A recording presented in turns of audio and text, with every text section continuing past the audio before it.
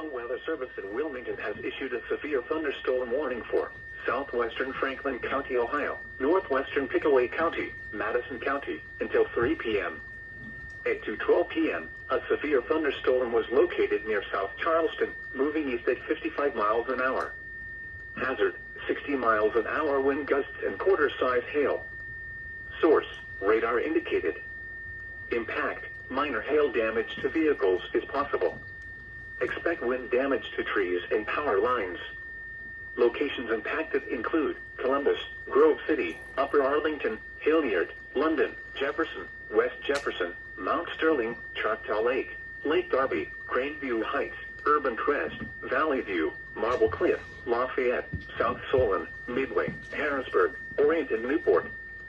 This includes the following interstates: I-70 in Ohio between mile markers 71 and 98. I-71 in Ohio between mile markers 77 and 103.